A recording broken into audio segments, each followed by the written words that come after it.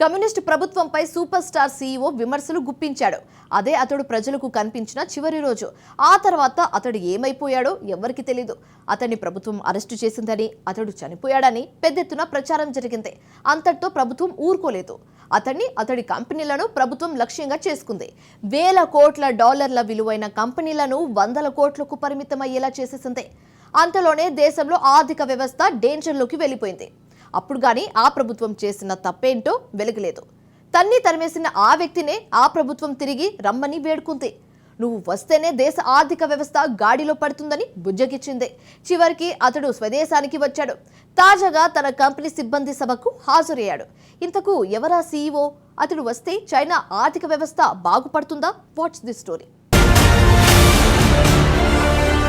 Jack మాను China ఎందుకు క్షమించింది? ఇన్వెస్టర్లను చైనాకు జాక్ రప్పించగలడా? డ్రాగన్ కు పట్టిన దయ్యం వదులుతుందా? జాక్ మా చైనాకు చెందిన అత్యంత పేరున్న వ్యాపారవేత్త. వనవాసం పూర్తి చేసుకుని డ్రాగన్ కంట్రీకి తిరిగి వచ్చాడు. 4 ఏళ్ల తర్వాత చైనాలో ఈ సూపర్ సీఈఓ బహిరంగంగానే కనిపించాడు. యాంట్ గ్రూప్ లో ఉద్యోగులను ఉద్దేశించి ప్రసంగించాడు. యాంట్ గ్రూప్ సహ వ్యవస్థాపకుడు జాక్ మా. యాంట్ గ్రూప్ అనేది ఆర్థిక సేవల సంస్థ. ఈ సంస్థ ఆధ్వర్యంలోనే చైనాలో అలీపే అనే డిజిటల్ పేమెంట్ ప్లాట్ఫామ్ కొనసాగుతుంది. వ్యాపార రంగంలో యాంట్ గ్రూప్ విజయవంతంగా 20 ఏళ్లను పూర్తి చేసుకుంది. ఈ నేపథ్యంలో జాక్ మా యాంట్ గ్రూప్ ప్రచారంలో పాల్గొన్నాడు.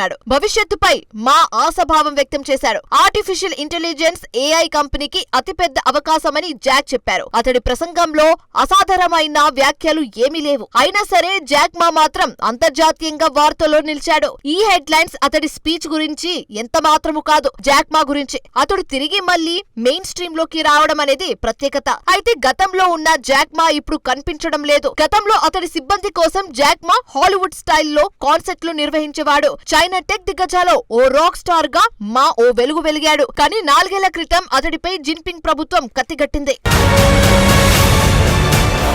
అప్పట్లో చైనాపై జాక్ మా తీవ్ర అసంతృప్తి వ్యక్తం చేశాడు. చైనా ఆర్థిక నియంత్రణ సంస్థలు బ్యాంకులపై విమర్శలు గుప్పించాడు. చైనా బ్యాంకులు తాకట్టు దుకాణాల వ్యవహరిస్తున్నాయంటూ మండిపడ్డాడు. నిజానికి చైనా పాలకుడు జిన్పింగ్ కు నిజాలు మాట్లాడడం అస్సలు నచ్చదు. సింపుల్ గా చెప్పాలంటే చైనా అధ్యక్షుడిని జాక్ మా విభేదించాడు. చైనాలో ఉండాలంటే ఎవరు అక్కడి పాలకులను, ప్రభుత్వ సంస్థలను విమర్శించకూడదు. ఒకవేళ కాదని ఎవరైనా సరే అధ్యక్షుడు జిన్పింగ్ ఆగ్రహానికి గురి కావాల్సిందే. అయితే ఈ క్రమంలో జాక్ మా కూడా బీజింగ్ ఆగ్రహానికి గురయ్యాడు. 2020లో యాంట్ గ్రూప్ ప్రపంచంలోనే బ్లాక్ బస్టర్ ఐపీఓకు వెళ్లాలని నిర్ణయించింది. అయితే కంపెనీ విలువ 37,000 కోట్ల డాలర్లకు పైగా ఉంది. యాంట్ గ్రూప్ ఐపీఓకు వెళ్లి ఉంటే జాక్ మా ప్రపంచ సంపన్నుల జాబితాలోకి చేరేవాడు. జాక్ మా సంపద 2,700 కోట్ల డాలర్లకు చేరింది. కానీ యాంట్ గ్రూప్ ఐపీఓకు వెళ్లకుండా బీజింగ్ అడ్డుకుంది. యాంట్ గ్రూప్ లపై దాడులు చేసింది. గత్యంతర లేక జాక్ మా యాంట్ గ్రూప్ పై నియంత్రణను వదులుకున్నాడు. చైనా వేధింపులను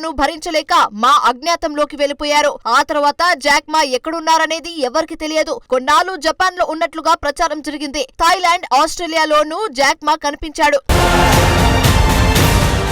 జాక్ మా ఎక్కువ విదేశాల్లో పర్యటించినా రహస్యంగానే ఉండిపోయాడు. బహుశా తాను అజ్ఞాతంగా ఉండి తన వ్యాపారాలను రక్షించుకోవాలని జాక్ మా భావించాడేమో. ఇప్పుడు జాక్ మా మళ్లీ చైనాలో అడుగుపెట్టాడు. అతడు బహిరంగంగా కనిపించడమే కాదు, జిన్పింగ్ మంచి పుస్తకాల్లోనూ చోటు సంపాదించాడు. ఈ ఏడాది ప్రారంభంలో అలీబాబా ఉద్యోగులకు లేఖ రాశాడు. అలీబాబా అనేది ఆన్లైన్ పోర్టల్ కంపెనీ. దీని ద్వారానే జాక్ మా ఫేమస్ అయ్యాడు. అమెజాన్ లాంటి ఈ కామర్స్ వెబ్సైట్ అలీబాబా. ఇప్పుడు యాంట్ గ్రూప్ లో ఉద్యోగులను ఉద్దేశించి ప్రసంగించాడు. ఇదేమి అనుకోకుండా జరిగిన కార్యక్రమం ఏమీ కాదు. ముందస్తు జాగ్రత్తగా ప్రణాళికలు చేసి మరీ ఈ కార్యక్రమాన్ని నిర్వహించారు. జాక్ మా కార్యక్రమాన్ని ఉపయోగించుకొని ఆర్థికంగా చైనా స్థిరంగా ఉందని చాటుకోవాలని బీజింగ్ ప్లాన్ వేసిందే. అయితే విదేశీ పెట్టుబడిదారులను రప్పించేందుకు డ్రాగన్ వేసిన ఎత్తుగడ ఇది. వ్యాపారవేత్తలను తాము బాగా చూసుకుంటున్నామని సంకేతాలు ఇచ్చింది. జాక్ మా వంటి బిలియనీర్లు ఇప్పుడు బీజింగ్ కు సాధారణంగా మారాడు. ఇప్పుడు చైనా రాయబారులు జాక్ మాను వాడుకొని తమ విశ్వసనీయతను ప్రచారం చేసుకుంటున్నారు. ఈ రకంగా చైనా ప్రమోట్ చేసుకుంటుంది. వాస్తవానికి జాక్ మా ఇలాంటివి పట్టించుకోడు. జాక్ మా ఇప్పుడు బీజింగ్ ఆగ్రహం నుంచి బయటపడుతున్నాడు. బదులుగా పెట్టుబడిదారుల విశ్వాసాన్ని చైనా పునర్నిర్మించుకోవడానికి జాక్ మా సహకరిస్తున్నాడన్న మాట. సో నాకిది నీకు అది అన్నట్లుగా ఉంది జాక్ మా బీజింగ్ తీరు. అయితే ఇలా జాక్ మా లాంటి వ్యాపారవేత్తలను బీజింగ్ క్షమించడం కొత్తేమి కాదు. రిచర్డ్ లీని కూడా బీజింగ్ వెనక్కి రప్పించింది. JD.com వ్యవస్థాపకుడు రిచర్డ్ లీ. చైనాలో JD.com కూడా ఈ కామర్స్ దిగ్గజ సంస్థే. మొత్తంగా చూస్తే బీజింగ్ తమ బిలియనర్లను వెనక్కి పిలుస్తోంది. అయితే ప్రతి బిలియనర్ ను చైనా క్షమిస్తోందా? ఇలా ఎందుకు అడగాల్సి వస్తుందంటే ఇటీవల కొన్నేళ్లలో చాలా మంది కంపెనీల యజమానులను చైనా నిర్బంధించడమో లేదా వెళ్లగొట్టడమో చేసేది. ఇలాంటి కేసులు డజన్కు పైగా ఉన్నాయి. వారిని ఎందుకు నిర్బంధించారో లేక వెళ్లగొట్టారో చైనా అసలు చెప్పదు. వారంతా ఎక్కడున్నారో ఎవరికి తెలియదు. అంతేకాదు చైనా విదేశీ వ్యాపారాలపైన దాడులు చేసింది. బెయిన్ అండ్ కంపెనీ, ది మిస్ గ్రూప్ వంటి సంస్థల్లో తనిఖీలు నిర్వహించింది. విదేశీ వ్యాపారవేత్తలు చైనాను వీడారు. వ్యాపారాలకు చైనా సానుకూలం కాదన్నట్టుగా జిన్పింగ్ తీరు మారిపోయింది. ఇక పెట్టుబడిదారులకు ఏమాత్రం చైనా అనుకూలం కాదని అమెరికా తేల్చి చెప్పింది. అయితే జాక్ మాను ఎందుకు చైనా రప్పించింది? డ్రాగన్ కంట్రీలో పరిస్థితులు మరింత అధ్వానంగా మారిపోతున్నాయి. ఆర్థిక వ్యవస్థ పతనపు దిశగా వెళ్తుంది. పెట్టుబడిదారులు షేర్లను పెద్దెత్తున ఉపసంహరించుకుంటున్నారు. Hong Kong share market కుదలవుతుంది.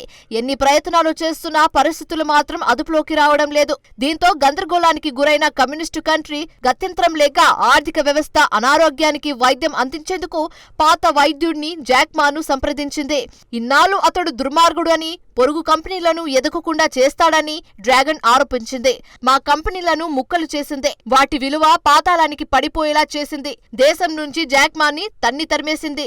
బీజింగ్ కొరడ దెబ్బలకు యాంట్ గ్రూప్ అధినేత విలవిల్లలాడారు. బీజింగ్ పెద్దన్న జిన్పింగ్ ఆగ్రహానికి గురైన జాక్ మా ఇన్నాళ్లు అజ్ఞాతంలో గడిపారు. ఆ దేశంలో కనిపించాడు, ఈ దేశంలో కనిపించాడు.